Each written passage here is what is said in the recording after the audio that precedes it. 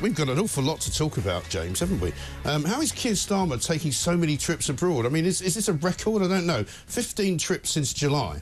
That's an awful lot, isn't it? Yeah, I think it's already been calculated. It's already over a month that he's been abroad. Yeah. And I think that number 10, it's been reported, are slightly concerned that this is already cutting through, that he's sort of jet-setting off everywhere. Look, I mean, I do think that it's important that the Prime Minister is able to stride the world stage if it's useful, if you're cutting useful But with all these things, and... you hear about G7s, G20s, G8s, COP29. There used to be one of these a year, maybe. Now there sort of seems to be one every month. Yeah, I mean, look, in some sense, maybe the fact that you have the Prime Minister out of the country means he's not able to do any more of the bloody damage that he's spent most of his premiership doing. That is one plus. I mean, I have said on occasion, maybe he should just stay away and not bother coming back. But this idea that he wants to build a new rapport with China when his relations with his own people are possibly the worst they've ever been. No, I mean, it's absolutely extraordinary. Again, you've got, in the United States, a new president coming in, Donald Trump. His mum was born in Scotland. He's got such great affection for the United Kingdom. Whatever you think about him, we don't need to talk about American domestic politics to know that this is a guy who likes the UK more than any president has done for a long time. And he's even talked with all the tariffs that he's looking at slapping on the rest of the world, that the UK, using its soft power, using the affection Trump has got, could carve out a special deal. That would be economically I always thought that would happen. I never thought that he was going to put tariffs. I mean, his main reason for putting tariffs on is to stop China from basically, putting tanks on the lawn economically and trying to sell stuff so cheaply into America that it kills off the whole industry. Because we see from the stories in the Sunday Times yesterday that we are now about to prop up the motor industry because we've allowed China to bring all these cheap electric cars into the place, and so now we need to sort of practically bail out Vauxhall and change the rules so they can sell more cars. And yet what does free gear to tier Keir do? He goes and cozies up to China, who are literally committing genocide against the Uyghur population. And all this hypocritical cant we've had about the Palestine protest and saying that Israel is committing genocide, which of course it's not. It's the most targeted strategic strikes ever. David Lammy talks about it a lot, doesn't he? Talks about it a lot. But China is literally doing a genocide, and yet we're saying, oh yeah, let's go cozy up to them. I mean, it's completely insane and naive. Incredible. We've got lots of great things to show you this morning, guys. So if you're watching, we won't need to describe it to you, but if you're listening, we'll try and describe it to you. Let's kick off with Donald Trump arriving at a UFC event with Dana White, who's the head of the UFC, who was very much part of his campaign, and Elon Musk. I mean, and you talk about being popular in your own country. Donald Trump has apparently now got more Twitter followers than Taylor Swift. Check this out. And ladies and gentlemen, look who is now making his way to the world-famous octagon, flanked by UFC CEO Dana White, 45, soon to be 47, President-elect Donald Trump. I wish the people at home could hear the sound in this room. It's so loud in here. It is so loud. It's always loud when he comes here, but now that he's won, now that he's the president again, oh my God. So Donald Trump making his way to watch the UFC, which he absolutely loves, and doing so with some sort of victory lap after regaining the presidency earlier this month in emphatic fashion with an election blowout of the Democratic candidate, Kamala Harris. Congratulations. King of America now, isn't he? He's the King of America. Well, there are still, the old, the sort of the lefties who are all going, oh, it's going to be awful, he's going to take women's rights away and we're all going to end up in hell. Well, really? I mean, quite a lot of people don't agree with that. Quite. Well, it's amazing that in the week where Gladiator 2 comes out, we have a wonderful representation of America as the new Rome. Yes. You've literally got, at the end of it, a guy called John Jones, probably the most successful UFC fighter of all time. He wins, and he gives the big kind of novelty-sized belt to Donald Trump. And it's almost like the Gladiator giving his victory to the new emperor. It is. It's amazing. Not only does he also do the Trump dance, the Trump dances to the YMCA. Another chap who wins a fight dedicates his win to Elon Musk's new Department of Government Efficiency. I mean, this is a real, what they call a vibe shift going on. This is a massive moment, I think, for the West. Absolutely. Because imagine, I always occasionally do this just because I must be some kind of masochist. Occasionally wonder, what would it have been like if Kamala Harris had won? Can you imagine? Well, it would have just been a nightmare. Think how many more tens of millions of of illegal migrants would start crossing the US southern border. Right. And then start prosecuting your own people because they're horribly racist. Now, let's compare and contrast, shall we? Because we like to do that here on this show. Let's have a look at the latest ad from Sir Keir, two-tier, lots of free gear Keir. The budget will light the way, and we will use the power of government, stability, investment and reform, partnership across the whole of society, galvanised by clear objectives to deliver on the priorities of the British people. Foundations fixed, public services renewed, a country rebuilt by investment, released from decline, returned once more to the service of working people. To the service of working people. Is he living in some kind of parallel universe? Has he been around? He probably hasn't been around the streets of Britain. I was stuck in traffic yesterday, just trying to take my shirts to the dry cleaners. You know, because it happens to be the part of London where I live has been so, you know, butchered by Sadiq Khan and his mad ways of trying to reroute the cars and everything. You literally can't go anywhere. You know, the trains are not running properly. You know, I went to the rugby on Saturday, had a great time with my son. We watched the game, it was lovely. You know, trying to get a train back. I mean, just incredible. No, everything is completely falling apart, and they're so unbelievably tone deaf. I think it's that moment, you know, when. But what does he think he's doing that renders him capable of saying we're fixing the foundations? Well, they're not fixing anything. So honestly, I think when a deer jumps out in front of a car and it freezes, right? That old cliche of a deer in the headlights. That kind of freeze response is the third one to the kind of fight or flight.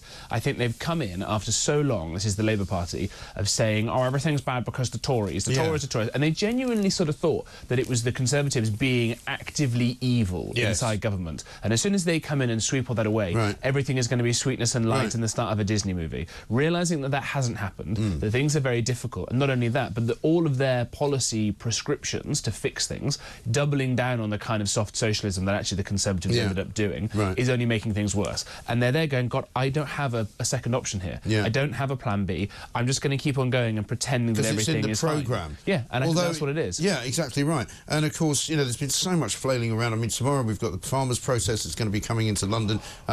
He's not going to be here for that.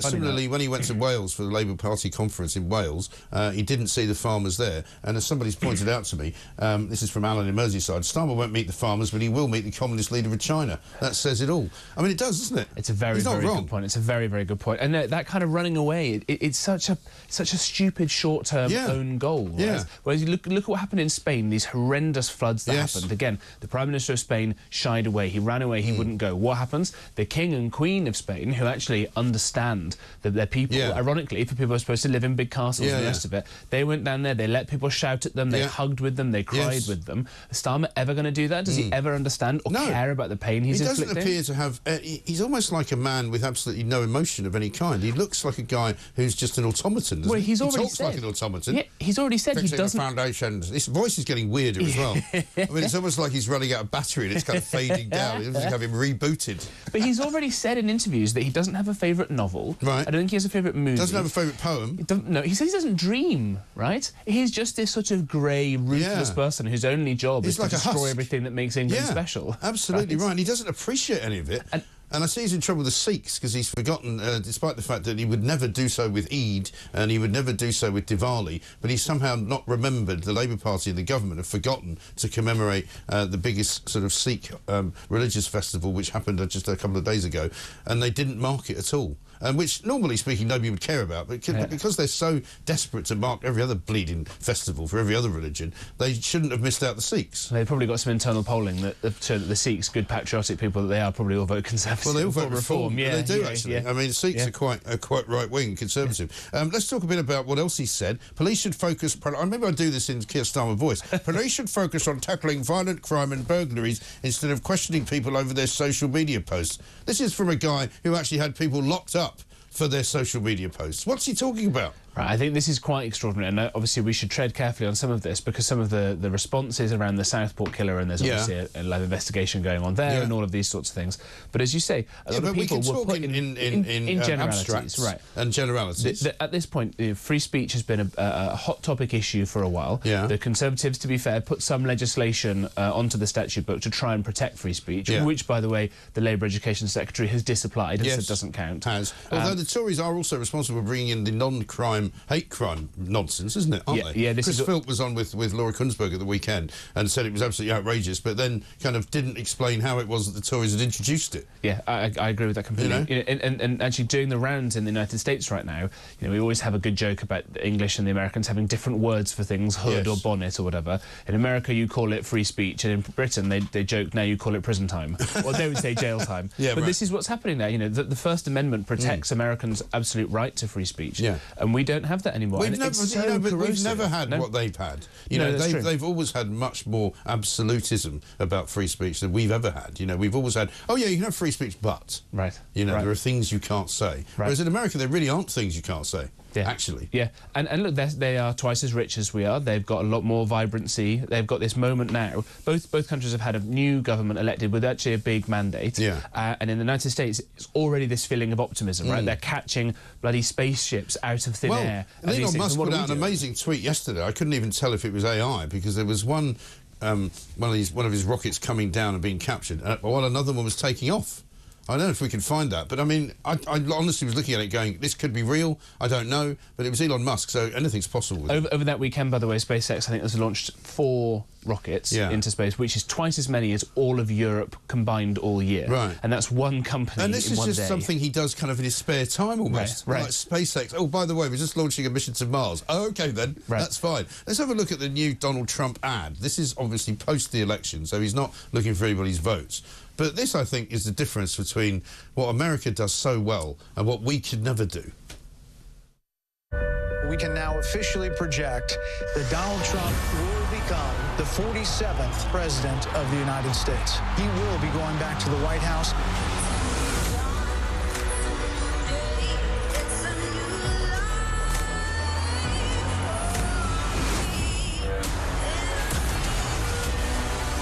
Fight for you, for your family, and your future with every breath in my body. We're never going to stop fighting for you, for your dreams, for the future of your children. We're going to lead the greatest comeback in American history under Donald Trump's leadership.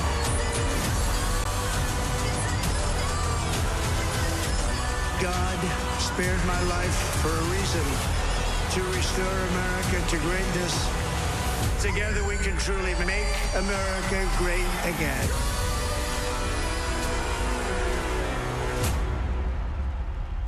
Great. It just makes you feel good, doesn't it? You wake up, you watch that, you go, right, I'm ready. I'm going out and I'm going to do so. Funnily enough, this morning, I'm reading a story which is pretty obvious, but psychologists are now saying that pessimists suffer more from depression and have much more unhappy lives. Well, of course they do. Because, they're mostly left-wing, aren't they? Yes, absolutely. Oh, everything's going to be terrible. Oh, all these people in America going, oh, he's going to ruin America. Well, I mean, if he's going to do anything like he does there, not at all. Thank you very much. By the way, plenty of studies that obviously suppressed by The Guardian show that right-wing people tend to be more attractive and happier and better in bed and all these things as well. Just as a side note. But you're right. True. It's so exciting to see what that kind of vibe shift there. And people going, right, OK, you know what, let's do this. Let's go, let's build things, let's get out of the way, let's make exciting things happen. The last time we had that in this country, probably the 1980s, once that Thatcher revolution started getting going. The Big Bang and everything like that. Right, modernism, which new actually technology. I was a great recipient of. My sister was as well. People suddenly got jobs in the city that never previously had. I suddenly went and got work in America. You suddenly felt part of something that was happening, whereas young people now are told, on the front page of the Times, take up training or face losing your benefits. Well, what are they doing on benefits? They should be working.